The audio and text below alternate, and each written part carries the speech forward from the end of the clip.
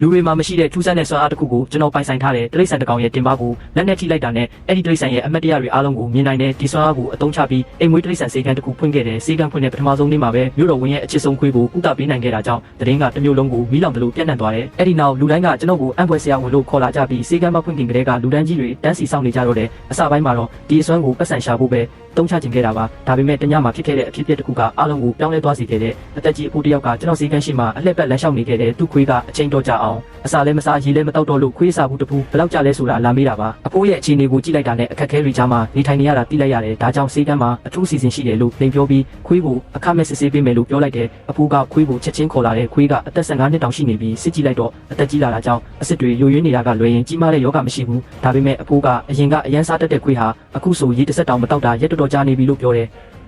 ကျွန်တော်ခွေးရဲ့တင်ပါကိုလက်နဲ့ထိလိုက်ချိန်မှာတော့သူ့ရဲ့အမတ်တရားတွေအားလုံးကိုမြင်လိုက်ရတဲ့အဖိုးကအသက်ကြီးနေပြီဆိုပေမဲ့ခွေးကိုကျွေးမွေးနိုင်ဖို့နေတိုင်းမနာတဲ့အလုပ်လုပ်နေခဲ့တဲ့ကိုစားဖို့ရှိတဲ့အစားအစာကိုတော့တဝက်ခွဲပြီးခွေးကိုကျွေးခဲ့တယ်အခုတော့အဖိုးကိုယ်တိုင်နေမကောင်းဖြစ်နေတဲ့အတွက်ခွေးကကိုကြောင့်အဖိုးကိုဒုက္ခရောက်နေတယ်လို့အရန်ပြစ်ရှိနေခဲ့တယ်ဒါကြောင့်ကိုသာတည်သွားရင်အဖိုးလည်းဒုက္ခတက်တာမယ်လို့တွေးပြီးအစာရောရေရောလုံးဝမစားမတောက်တော့တာဖြစ်တယ်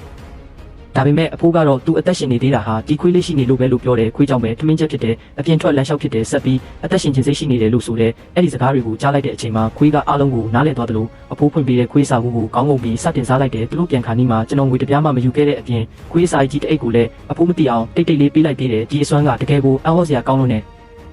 အဲ့ဒီအချိန်မှာပဲလမ်းတစ်ဖက်ကအိမ်အစ်စ်ကိုပြောင်းလာတဲ့အိမ်ကြီးချင်းအစ်စ်ကိုတတိထားမိတယ်ရုတ်တရက်လူငယ်လေးကချော်လဲတော့မလို့ဖြစ်သွားလို့ကျွန်တော်ပြေးကူလိုက်ပေမဲ့မတော်တဆသူ့တင်မကိုတွားထိလိုက်မိတယ်ခဏချင်းပဲသူ့ရဲ့အမတ်တရားတွေအားလုံးကိုမြင်လိုက်ရတယ်ကျွန်တော်မတုံ့ပြန်နိုင်ခင်မှာပဲသူကကျွန်တော်ကိုကာမစိတ်မမှန်တဲ့သူလို့ထင်ပြီးထိုးချလိုက်တာကြောင့်တတိလက်သွားခဲ့တယ်အဲ့ဒီအချိန်မှာပဲကျွန်တော်တီးလိုက်တာကဒီအစွမ်းဟာတိရစ္ဆာန်တွေအပြင်လူတွေရဲ့အမတ်တရားတွေကိုပါမြင်နိုင်တာပဲနောက်တစ်နေ့မှာဒီအစွမ်းကိုထပ်ဆန်းတက်ဖို့ဘတ်စကားစီးခဲ့တယ်လူတွေကိုအကြောင်းမဲ့တွားထိရင်တန်တရားဝင်ခံရမှာတိတာကြောင့်လူကျက်နေတဲ့ဘတ်စကားပေါ်မှာမတော်တဆထိတယ်လို့ဖြစ်အောင်စီစဉ်ထားခဲ့တယ်ခဏကြာမှခိုးယူနေတဲ့တကိုးတယောက်ကိုတွေးလိုက်တယ်ကျွန်တော်သူ့နားကိုတိုးသွားပြီးအခွင့်အရေးကောင်းကိုစောင့်နေခဲ့တယ်ဘတ်စကားလောက်ခါသွားတဲ့အချိန်မှာတော့အခွင့်ကောင်းယူပြီးသူ့တင်မကိုပုတ်လိုက်တယ်ဒါပေမဲ့ထူးဆန်းစွာဘာအမှတ်တရမှမမြင်ရဘူးထပ်ပြီးစမ်းကြည့်ဖို့ကြိုးစားနေတော့ရဲတယောက်ကကျွန်တော်ကိုဖမ်းလိုက်တယ်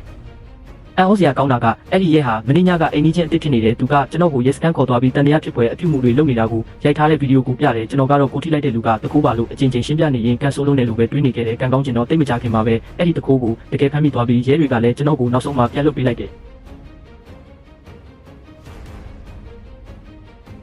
လူတွေမှာမရှိတဲ့ထူးဆန်းတဲ့စွမ်းအားတစ်ခုကိုကျွန်တော်ပိုင်ဆိုင်ထားတဲ့တိရစ္ဆာန်တစ်ကောင်ရဲ့တင်ပါကိုလက်နဲ့ထိလိုက်တာနဲ့အဲ့ဒီတိရစ္ဆာန်ရဲ့အမတ်တရားတွေအားလုံးကိုမြင်နိုင်တဲ့ဒီစွမ်းအားကိုအသုံးချပြီးအိမ်မွေးတိရစ္ဆာန်စေကန်းတစ်ခုဖွင့်ခဲ့တဲ့စေကန်းဖွင့်တဲ့ပထမဆုံးနေ့မှာပဲမြို့တော်ဝင်ရဲ့အချစ်ဆုံးခွေးကိုကုသပေးနိုင်ခဲ့တာကြောင့်တရင်ကတစ်မျိုးလုံးကိုမီးလောင်တယ်လို့ပြန့်နှံ့သွားတယ်အဲ့ဒီနောက်လူတိုင်းကကျွန်တော်ကိုအံ့ဖွယ်စရာဝင်လို့ခေါ်လာကြပြီးစေကန်းမဖွင့်ခင်ကတည်းကလူတန်းကြီးတွေတန်းစီဆောင်နေကြတော့တယ်အစပိုင်းမှာတော့ဒီအစွမ်းကိုပတ်စံရှာဖို့ပဲတုံးချခြင်းခဲ့တာပါဒါပေမဲ့